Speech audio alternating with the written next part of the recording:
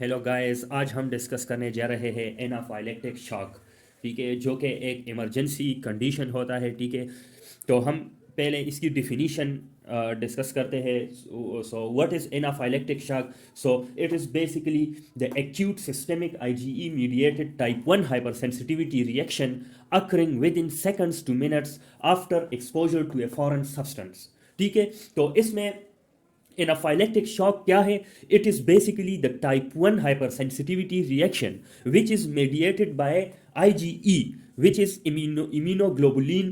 Okay, ठीक है, IgE immunoglobulin mediated type 1 hypersensitivity reaction होता है, जो कि in the presence of some foreign substance होता है। ठीक है, तो एनाफाइलेक्टिक शॉक के लिए क्या जरूरी होगा? The presence of foreign substance, जिसको एलर्जेंस भी बोल सकते हैं। ठीक है, तो जब फॉरेन सब्सटेंस की एक्सपोजर होती है तो with in seconds two minutes type 1 hypersensitivity reaction की मैनिफेस्टेशन नजर आ जाती है, विच इज आईजीई मीडिएटेड। ठीक है, and it is acute in nature and it show the systemic science and symptoms. Okay, तो anaphylactic shock is basically the IgE mediated type 1 hypersensitivity reaction which occurs within seconds to minutes after exposure to a foreign substance or allergen। Basically जो acute systemic signs and symptoms होते हैं वो किस वजह से होगी? वो होगी हिस्टामीन, रिलीज ऑफ हिस्टामीन की वजह से। ठीक है, histamine releases from the mast cells. ठीक है, तो histamine releases from mast cells, जिसकी वजह से क्या होगी? जिसकी वजह से वीज होगी, which is due to broncho construction.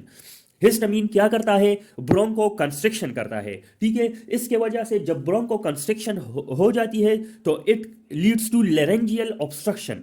जो रेस्पिरेटरी ट्रैक होता है वो उसकी ऑब्स्ट्रक्शन होती है। ठीक है, जिसकी वजह से साइनोसिस के साइंस नजर आ जाते हैं। Why cyanosis? Because of hypoxia और because of accumulation of carbon dioxide. ठीक है, इसके अलावा एडिमा भी हो सकता है। एडिमा कौन करता है? Edema is due to vasodilation by histamine. Histamine blood vessels की वेजो डायलेशन करता है, वेजो डायलेटेशन। इसके अलावा जो ब्लड वेसल्स की परमिएबिलिटी है वो भी इंक्रीज हो जाती है, increase blood vessels permeability.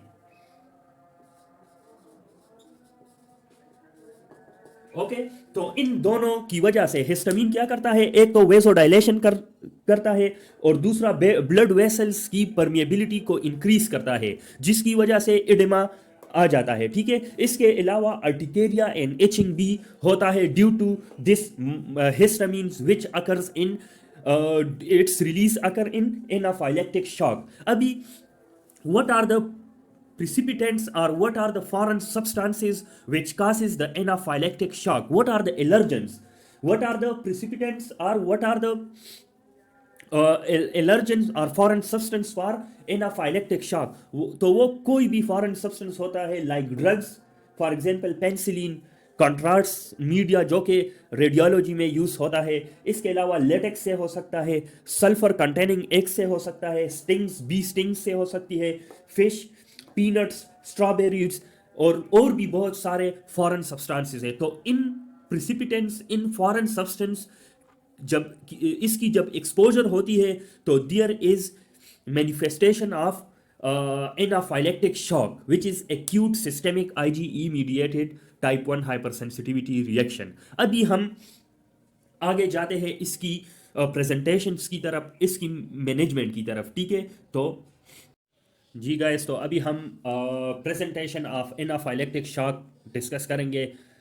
And this presentation of anaphylactic shock will be due to release of histamine. ठीक है, हिस्टामीन की वजह से ये प्रेजेंटेशन होगी। तो पहला, हिस्टामीन वेसोडाइलेशन करता है, जिसकी वजह से जो ब्लड प्रेशर होता है वो डिक्रीज हो जाता है। There will be hypotension due to vasodilation by mediated by histamine. जब हाइपोटेंशन हो जाता है, ब्लड प्रेशर लो हो जाता है, ठीक है। तो हार्ट क्या करता है, वो जो अपना जो स्पीड है, हार्ट रेट है, वो क्या करता है, वो इंक्रीज कर लेता है, ठीक है। तो इसकी वजह से कंपेंसेटरी टेकिकार्डिया होगा, रिफ्लेक्स टेकिकार्डिया जिसको बोलेंगे, ठीक है हम, ठीक है। तो एक हाइपोटेंशन होगा, रिफ्लेक्स टेकिकार्डिया होगा, वीज एंड लेरेंजियल ऑब्स्ट्रक्शन भी होगा ड्यू टू ब्रोंको कंस्ट्रिक्शन, ठीक है। Broncho constriction is mediated again by histamine. उसकी वजह से क्या होगा, वीज एंड लेरेंजियल ऑब्स्ट्रक्शन होगा। लेरेंजियल ऑब्स्ट्रक्शन की वजह से साइनोसिस के साइंस होंगे, फिर इचिंग हिस्टामीन्स की वजह से होगा, स्वेटिंग, डायरिया एंड वोमिटिंग, ठीक है। तो ये सारे एनाफाइलेक्टिक शॉक के प्रेजेंटेशन है। एरिथीमा भी हो सकता है due to vasodilation of the peripheral, जो स्किन के ब्लड वेसल्स है उसमें भी वेजोडाइलेशन होगा, जिसकी वजह से इरिथीमा यानी स्किन रेडनेस हमें नजर आएगा, ठीक है। इसकी वजह से इडिमा भी हो सकता है due to vasodilation and increase permeability of blood vessels due to histamine, ठीक है। तो इडिमा मतलब स्वेलिंग होगा लिप्स की, टंग की, लेरिंग्स की, आईलिड्स की, ठीक है। तो ये स्वेलिंग होगा। तो ये तो प्रेजेंटेशन हो गई। अब हम जा रहे हैं मैनेजमेंट को डिस्कस करने, ठीक है। अब हम एनाफाइलेक्टिक शॉक की मैनेजमेंट को डिस्कस करेंगे, how we will manage the anaphylactic shock in the emergency, ठीक है। तो चले वो डिस्कस करेंगे। अच्छा दोस्तों, तो अभी हम मैनेजमेंट ऑफ एनाफाइलेक्टिक शॉक को डिस्कस करेंगे। तो मैनेजमेंट, जो भी इमरजेंसी सिचुएशन होगी, तो हम पहले अप्रोच करेंगे थ्रू ABC अप्रोच, ठीक है। ABC airway breathing and circulation को हम मेंटेन करेंगे। तो ABC अप्रोच से जाएंगे, पेशेंट को सिक्योर एयरवे को मेंटेन करेंगे, ठीक है। We will give 100% oxygen to the patient suffering from anaphylactic shock. और अगर रेस्पिरेटरी डिप्रेशन बहुत सिवियर हो तो हम उसको इंटूबेट भी कर सकते हैं, ठीक है। फिर हम करेंगे, अगर कोई विजिबल कास हो या विजिबल कोई एलर्जन मौजूद हो तो हम उसको रिमूव करेंगे, ठीक है। रिमूव द कास, और पेशेंट्स की जो फीट होती है हम उसको ऊपर करेंगे, रेज द पेशेंट्स फीट, ठीक है। उससे क्या होगा, उससे ये होगा कि जो ब्रेन की ब्लड सप्लाई होगी वो इंक्रीज हो जाएगी due to raise of the patient's feet, ठीक है। क्योंकि वेजोडाइलेशन की वजह से सारा ब्लड नीचे आया हुआ होता है, ठीक है। There is hypoxia, hypoxic condition होता है, ठीक है। तो we will raise the patient's feet to increase blood supply to the brain. फिर उसके बाद हम एड्रेनलिन IM देंगे, ठीक है, 0.5 मिलीग्राम डोज में, ठीक है। एड्रेनलिन, एपिनेफ्रीन भी बोलते हैं। एपिनेफ्रीन क्या करेगा, एड्रेनलिन ये करेगा कि एक तो ये वेजो कंस्ट्रिक्शन करेगा, एनाफाइलेक्टिक शॉक में वेजो डायलेशन हुई होती है, ठीक है, ड्यू टू हिस्टामीन। तो एड्रेनलिन वेजो कंस्ट्रिक्शन करेगा। एक हिस्टामीन ने ब्रोंको कंस्ट्रिक्शन भी किया होता है, ठीक है। तो उसकी वजह से क्या होगा, एड्रेनलिन ब्रोंको डायलेशन करता है, ठीक है। तो अगर कंडीशन कंट्रोल हुआ, ठीक है, तो ठीक है, हम फिर अगले स्टेप्स की तरफ नहीं जाएंगे। लेकिन अगर ठीक नहीं हो तो we will repeat the adrenaline IM every 5 minutes, ठीक है। एड्रेनलिन IM 0.5 मिलीग्राम डोज, ठीक है। फिर उसके बाद हम IV एक्सेस को सिक्योर करेंगे, ठीक है, IV लाइन लगा लेंगे, ठीक है। उसके बाद हम क्या करेंगे, गिव क्लोरफेनामीन 10 मिलीग्राम IV, ठीक है। उससे क्या होगा, क्लोरफेनामीन इज एंटीहिस्टामीन्स, ठीक है। तो ये हिस्टामीन्स के एक्शन को इनहिबिट करेगा, ठीक है। इसके अलावा हम हाइड्रोकोर्टिसोन भी IV देंगे in the dose of 200 milligram. Hydrocortisone क्या करेगा, जो इम्यून रिएक्शन है, हाइपर सेंसिटिविटी रिएक्शन है, ये इसको इनहिबिट करेगा, बिकॉज हाइड्रोकोर्टिसोन इज स्टीरॉइड, और स्टीरॉइड क्या है, दीज आर इम्यूनोसप्रेसिव एजेंट्स, ठीक है। तो ये इम्यूनिटी, जो इम्यूनोलॉजिकल रिस्पॉन्स है उसको डिक्रीज करेगा, ठीक है। तो we will give hydrocortisone IV 200 mg, ठीक है। फिर उसके बाद हम सेलाइन फ्लूइड्स 0.9% सेलाइन फ्लूइड्स देंगे पेशेंट को, because he is hypoxic, he is hypotensive, ठीक है। उसके बाद अगर पेशेंट स्टिल बी हाइपोटेंसिव हो तो हम क्या करेंगे, we will admit patient to the ICU, ठीक है। ICU में उसको एडमिट करेंगे। फिर ICU में क्या करेंगे, we will give IV infusion of adrenaline, ठीक है। इसके बाद अगर एमाइनोफाइलिन भी दे सकते हैं, या कुछ कंडीशन में अगर ना भी दे तो कोई नहीं, लेकिन अमाइनोफाइलिन भी दे सकते हैं। एमाइनोफाइलिन क्या करेगा, वो ब्रोंको डायलेशन करता है, ठीक है। एड्रेनलिन क्या करता है, वेजो constriction and Bronco dilation.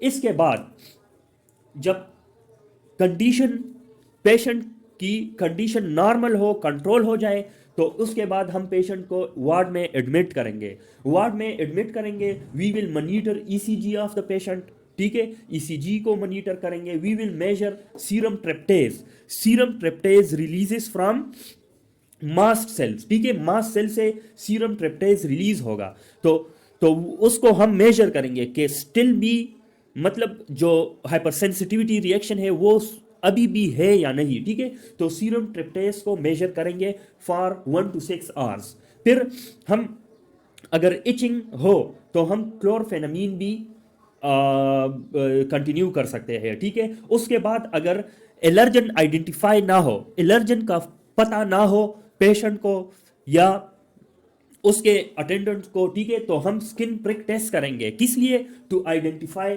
Allergen, ठीक है। तो ये सारा अप्रोच था to the patient suffering from anaphylactic shock. Anaphylactic shock की मैनेजमेंट हमने डिस्कस कर ली कि पहले एबीसी अप्रोच करेंगे, फिर हम if there is any visible allergen उसको रिमूव करेंगे, फिर हम एड्रेलिन आईएम देंगे, ठीक है। उसके बाद आईवी क्लोरफेनामीन एंड हाइड्रोकोर्टिसोन आईवी देंगे, ठीक है। फिर हम फ्लूइड्स भी देंगे, आईवी फ्लूइड्स भी देंगे, ठीक है। और अगर इन स्टेप्स से हाइपोटेंशन ट्रीट नहीं हुआ तो हम पेशेंट को आईसीयू में एडमिट करेंगे, and we will start patients on IV infusion of adrenaline and aminophylline. फिर जब कंडीशन नॉर्मल हो जाए, कंट्रोल हो जाए, तो उसके बाद हम पेशेंट को वार्ड में एडमिट करेंगे to continue chlorphenamine if there is any itching, और हम ईसीजी को मॉनिटर करेंगे, हम सीरम ट्रिप्टेज को मेजर करेंगे, और हम स्किन प्रिक टेस्ट को करेंगे टू आइडेंटिफाई एनी एलर्जन, ठीक है। तो ये हमारा सारा एनाफाइलेक्टिक शॉक की मैनेजमेंट थी। Thank you.